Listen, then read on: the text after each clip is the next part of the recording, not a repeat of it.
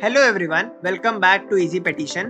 My name is Yakshit. In this video, I will guide you through the process of preparing Form I-539 for a change of status from J2 to F1 using eazyPetition. We will walk through each section of the application step by step, covering the information you will need to provide, supporting documents that may be required, and eligibility requirements. Before we begin, make sure you have the following documents ready, like your passport, your current J2 visa stamp, I-94 record, proof of your current J2 status such as your TS2019 form, your sponsor's most recent form TS2019, your sponsor's passport, visa, I-94 record, form I-20, proof of financial support, your school admission or acceptance letter, educational documents, and a personal statement or explanation describing the purpose of your change of status and any additional supporting documents relevant to your application. Having these documents ready before you start will make the application process much smoother and help you complete your filing without any unnecessary delays. So let's get started. First, open your browser and go to eazyPetition.com. Then click on the login button at the top right to sign in as a petitioner. If you want a tutorial on how to log in yourself as a petitioner, we have a dedicated video for that. You can check out the YouTube video linked in the description. After logging in, you will be redirected to the Petitioner Dashboard page. Here you will see all your petition activity like total petition, petition in draft, petition in progress, completed one, and petition under adjudication. To file a new petition, you can click on the New Petition button at the top right. This will take you to the Select a Form page. Here you will see all available USCIS forms. Look for Form I-539. Application to extend or change non-immigrant status. Click Select this form. Then you will see a list of preconditions that must be fulfilled in order to file this petition. Check each field one by one and simply check the confirmation box if that condition applies to you, such as I am currently physically present in the US, I am currently in valid non-immigrant status, I have maintained my status and have not violated any terms of my visa, I have not engaged in any unauthorized employment in the US. Please note, if you do not meet these eligibility requirements, you may not be eligible to file Form I-539. Click on Continue to initiate your petition. You are now inside Form I-539, Application to extend or change non-immigrant status. At the top of the page, you will see several helpful resources like official link of Form I-539, official link of instruction of Form I-539, reference link of USCIS website, demo link to our YouTube video where we show how to prepare petition using eazyPetition. If you have any queries or feedback, you can click on support and you can leave a comment. Next is your OMB number, expiry date and edition. These are the official details from the USCIS Form I-539. You can compare OMB number, expiry date and edition in USCIS Form I-539 and in eazyPetition are same. Next is your filing fees of Form I-539. You can see the entire process is broken down into clear steps that follow the official USCIS Form I-539 parts. Starting with the part 1, which is information about you. First is your current passport is different from the passport you have used for your most recent entry into the US? If yes, you have to upload your passport you have used for your most recent entry into the US. You can upload your passport here.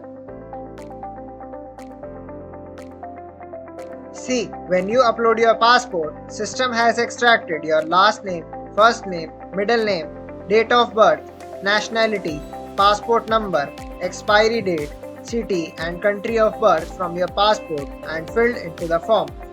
You can see your family name, given name, middle name is already pre-filled in the form. Your details like your country of birth, country of citizenship, date of birth is already pre-filled here. Your details like passport number, country of passport, passport or travel document expiration date is already filled into the form. Then moving on to the next, which is your do you have any previous I-797? If yes, you can upload your I-797 here and system will extract your A number and fill it to the form. Then next is your driving license. You can upload your driving license here. See, from your driving license, your details like your mailing address is extracted from your driving license and filled into the form. Some question you have to answer manually that can't be extracted from any of the documents, like is your mailing address same as your physical address? If yes, no need to provide your physical address. If no, you have to enter your current physical address here. Then moving on to next, which is your I-94 record. You can upload your I-94 here. See, from your I-94 also, your details like your I-94 number, last arrival date, status expiry date is extracted from your I-94 and filled into the form. After uploading all the requested documents in part 1, most of the part 1 fields are already filled. So after completing this part, moving on to the next part, which is your part 2, application type. First is I am applying for.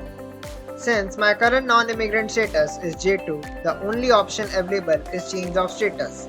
Please select change of status. Then when you select change of status, then only the questions related to change of status will be visible.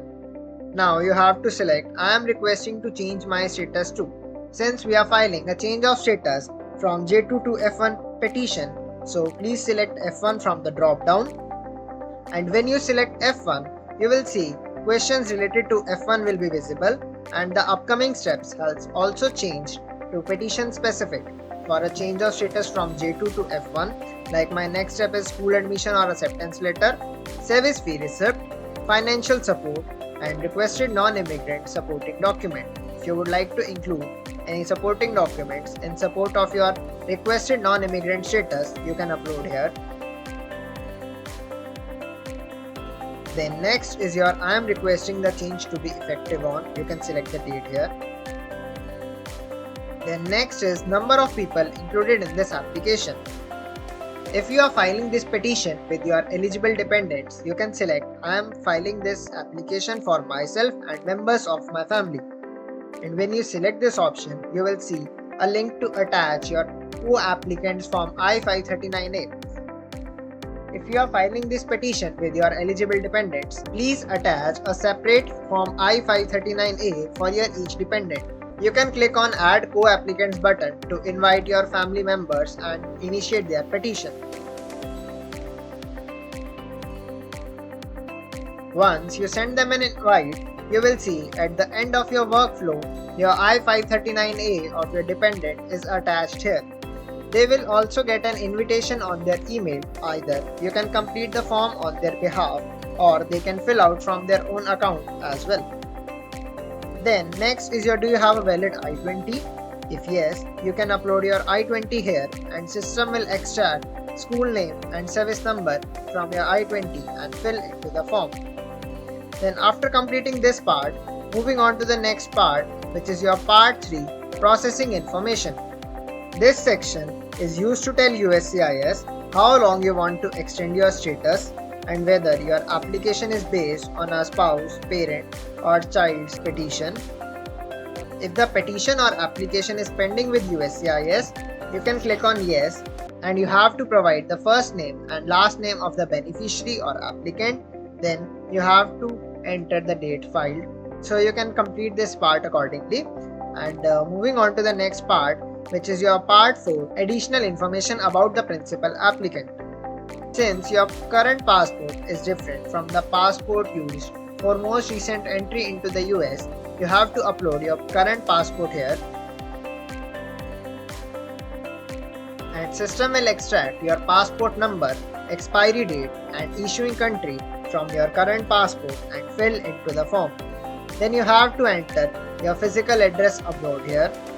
Then next is your questions related to your immigration history, like are you an applicant for an immigrant visa? Has an immigrant petition ever been filed for you?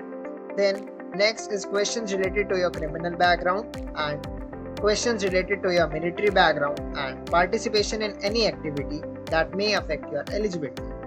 USCIS uses this information to conduct security and admissibility checks, so you can answer these questions accordingly. After completing this part, moving on to the next part, which is your Part 5, Applicant's Contact Information. If your eazyPetition profile already has your details filled in, then everything here like your email will be auto-filled for you. Then moving on to the next part, which is Interpreter's Contact Information. If you are filing this petition with the help of an interpreter, you can select yes and fill out the details of the interpreter used. Then next is your Part 7. If you are filing this petition with the help of a preparer, you can select yes and fill out the details of the preparer used. Then next is your current non-immigrant supporting document. If you want to attach any supporting document in support of your current non-immigrant status, you can upload here. Then next is your visa. You can upload your visa here.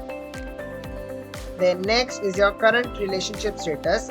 You can select the option that applies to you. For example, if my relationship status is married, then my next step will be marriage certificate. Same for educational details. Select the highest level of education. For example, if my highest level of education is master degree, then my next step will be master's degree document, bachelor degree document and high school document. So you can upload your documents here. Then next is your cover letter. You can generate a draft cover letter with AI, or you can upload your cover letter here. Then next is your additional supporting documents. If you would like to include any additional supporting document in support of your application, you can select yes and you can upload your additional supporting document here. Then moving on to the next, which is your do you want to request premium processing? If yes, you will see a link to attach your I-907 form. You can click on attach I-907 and you can either create a new form I-907 or you can link any existing I-907 as well. And once you attach your I-907, at the end of your workflow you will see your I-907 is attached here. Then moving on to the next, which is your payment method. You can select your payment method here as credit card or bank details. For now I am selecting credit card. Then when you select credit card, you will see attach G1450. You can attach G1450 in the similar way we have attached I-907. You will see at the end of your workflow G1450 is attached here. Then next is your e-notification of application or petition acceptance. If you want to attach G1145, you can attach G1145 as well. Then moving on to the next step, which is document review. All the forms need to be reviewed separately. Let me walk you through the document review step of Form I-539. You will see all the data you have filled so far, so check each field one by one. After reviewing one part, at the end of your part, you will see a Mark as Done button. You can click on Mark as Done after reviewing one part. Then you can review next part, and similarly you can review all the data you have filled so far. And at the bottom of this step you will see a review progress bar that shows the progress of your document review step. After completing this, moving on to the next, which is your I-539A. You can fill out Form I-539A, I-907, G1450 and G1145 in the similar way we have filled out Form I-539. After completing this, moving on to the next, which is Attorney Review Available. If you want your petition to be reviewed by an attorney, you can select yes and you can select attorney of your choice. For now, I am selecting no. Then next is your Ship Your Petition. You can ship and generate a shipping label with eazyPetition. For now, I am skipping it. Then next is your document ordering. You can order document as per your choice.